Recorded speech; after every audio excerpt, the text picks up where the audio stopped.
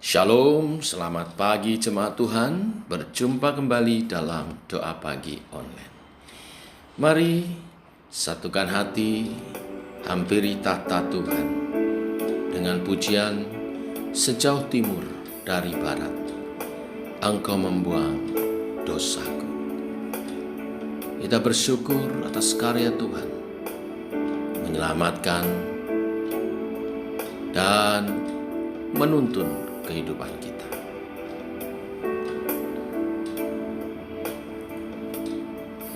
Sejauh timur dari barat, Engkau membuang dosaku.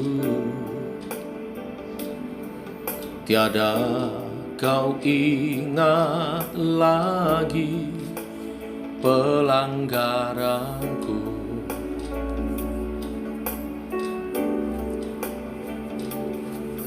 Jauh ke dalam tubir laut, kau melemparkan dosaku.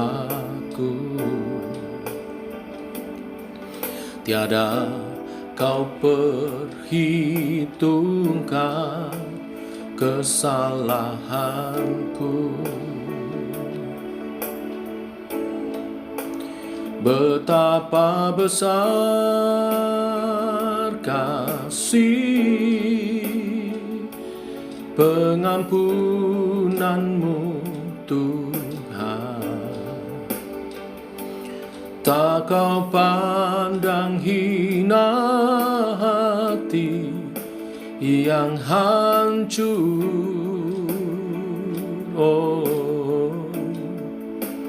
Ku berterima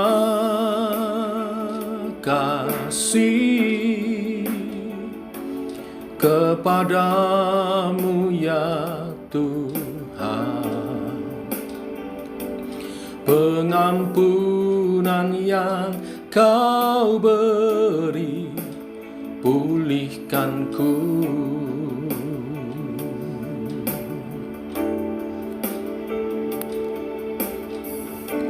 Oh, kau pulihkanku.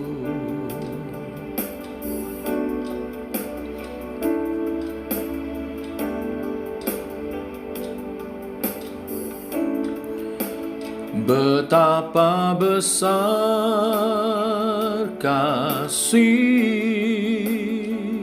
pengampunanmu Tuhan. Tak kau pandang hina hati yang hancur.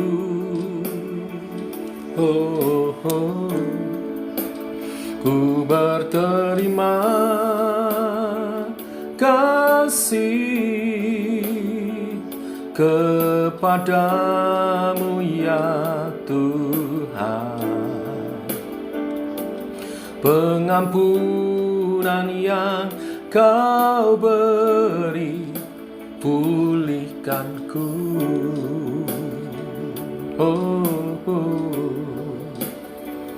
Pengampunan yang kau beri, pulihkanku.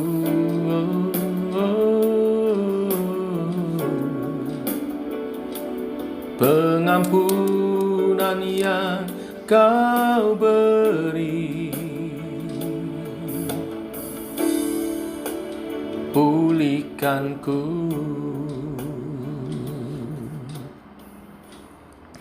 Demikian Tuhan, rasa syukur akan karya-Mu menebus dosa kami. Ajar kami hidup bagi-Mu untuk kemuliaan nama-Mu. Teguhkan oleh kebenaran firman yang sebentar kami renungkan bersama. Dalam nama Tuhan Yesus kami berdoa.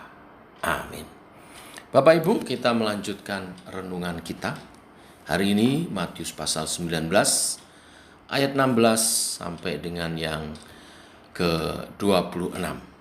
Judul perikop, orang muda yang kaya. Demikian firman Tuhan. Ada seorang datang kepada Yesus dan berkata, "Guru, perbuatan baik apakah yang harus kuperbuat untuk memperoleh hidup yang kekal?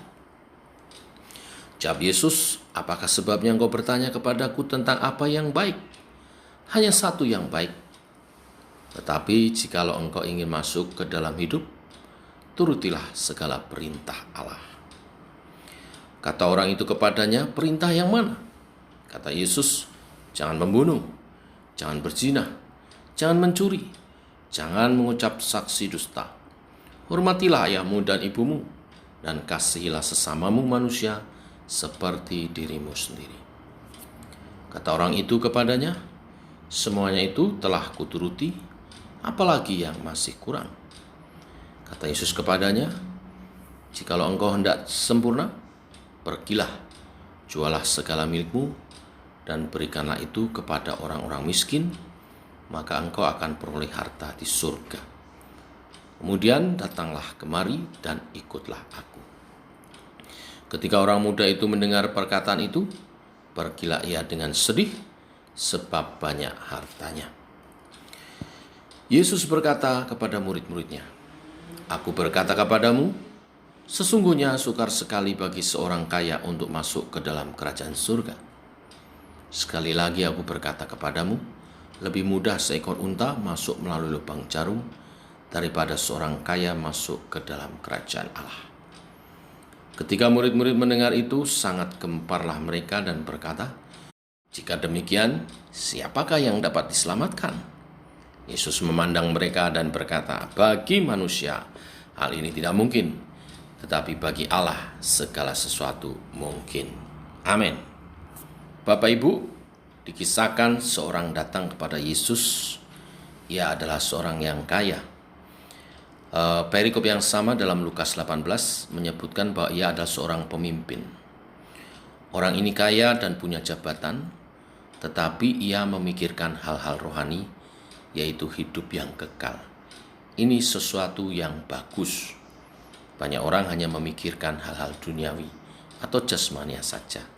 Bahkan orang ini adalah orang yang rendah hati, sebab mau bertanya dan bertelut kepada Yesus. Jadi sebenarnya orang ini orang yang sangat baik, perlu diteladani dalam hal mencari kebenaran. Orang ini bertanya tentang keselamatan berhubungan dengan perbuatan yang baik. Bapak Ibu, ayat-ayat di dalam firman Tuhan mengatakan bahwa memang kitab suci mengajarkan bahwa kalau seorang mentaati firman Tuhan, maka ia akan memperoleh hidup kekal. Tetapi ketaatan itu haruslah ketaatan yang sempurna. Perhatikan kata turutilah segala perintah Allah. Kata segala ini menunjukkan harus sempurna semua perintah Allah. Jelas bahwa tidak mungkin ada seorang pun bisa taat secara sempurna. Dan karena itulah maka tidak ada seorang pun bisa dibenarkan oleh karena perbuatannya, ketaatannya. Jadi tujuan Yesus mengucapkan ayat 17 ini bukanlah untuk mengajarkan keselamatan melalui perbuatan baik. Tujuan Yesus justru adalah untuk menyadarkan pemuda ini bahwa ia tidak mungkin mendapat hidup yang kekal dengan usahanya sendiri. Di ayat 20 menunjukkan bahwa pemuda ini mengira dia sudah cukup hidup dalam ketaatan. Ia merasa dirinya baik. Semua ini terjadi karena dia belum memahami kata sempurna itu. Ketika Yesus berkata, jika engkau tidak sempurna, jualah segala harta milikmu dan bagikan kepada orang miskin. Pemuda ini menjadi sedih karena dia tidak bisa melakukan hal itu. Sebetulnya ini menunjukkan bahwa dia juga tidak sempurna dan memang tidak ada seorang pun yang sempurna mentaati hukum Taurat. Lalu Yesus memberi sebuah analogi kepada murid-murid. Alangkah sukarnya orang kaya masuk dalam kerajaan surga. Lebih mudah seekor unta masuk melalui lubang jarum daripada seorang kaya masuk ke dalam kerajaan Allah. Ini bukan berarti semua orang kaya tidak bisa masuk surga. Ya, ini hanya contoh karena memang yang sedang dihadapi adalah pemuda yang kaya. Kerap kali kekayaan menjadi penghambat untuk iman bertumbuh pada kesempurnaan. Murid-murid merespon seakan mustahil untuk memperoleh kehidupan kekal. Tetapi Yesus berkata, bagi manusia hal ini tidak mungkin, memang mustahil, tetapi bagi Allah segala sesuatu mungkin. Bagaimana? Yaitu dengan cara menerima Yesus sebagai Tuhan dan Juru Selamat.